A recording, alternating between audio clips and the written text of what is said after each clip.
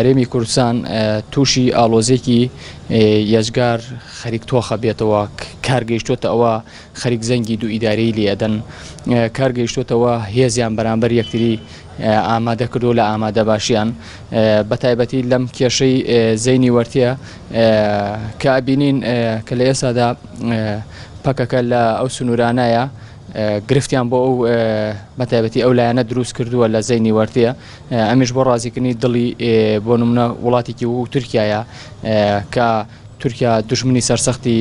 پەک و میلەتی کووردە بۆیە پێویستە کات لە ئێسا لایەنە کوردیەکان بەتایبەتی هەم یەکێتی و هەم پارتی و بەتایبەت کاریگەرێکی باشیان هەبێ بۆ ئەوەی چیتر هاوکاری بەتایەتی پەکەکە ببن بۆ ئەوەی وڵاتانی داگیرکەر نێنە نێو خاکی هەرێمی کوردستانەوە بەڕاستی ئەگەر بێت و پەک لەو قەندیلا نەبێت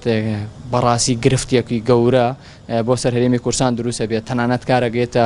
ئەوەیشی هەرێمی کوردستان لەلایەن وڵاتێکی داگیرکەری وەکو تورکیاوە دەستی بەسەرا بگیرێت بۆیە پێویستەکە لە ئێسا زۆر بەوریایی و مامەڵە لەگەڵ ڕەوشەکە بکرێت بە تایبەتی لە کێشەی زەینی وەرتیە هیوادارین لە هەردوو دەسەڵاتی کوردی لە باشووری کوردستان بەو پەڕی وریایی و بەو پەڕی زیرەکانەوە مامەڵە لەسەر ئەم وەزع بکەن بەڕاستی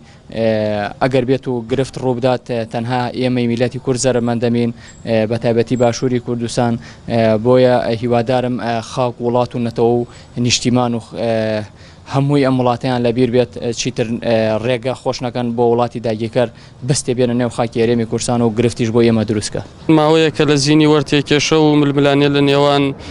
یەکێتی و پارتی و پاکەکەدا دروست بووە پێشتر ئەم ناوچەیە پارتی کرێکارانی کوردستانی لێ بووە وەکە ئێستاش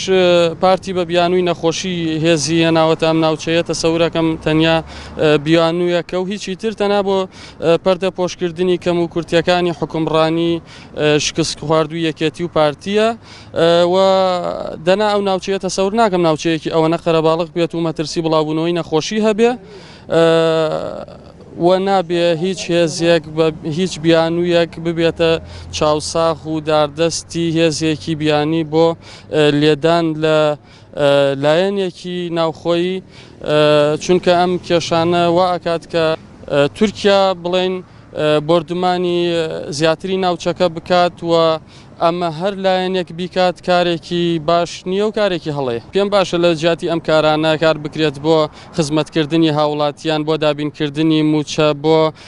پێدانی ئاو و کارەبا و خۆشگوزەرانی هاوڵاتیان کار بکرێت بۆ خزمەتی خەڵک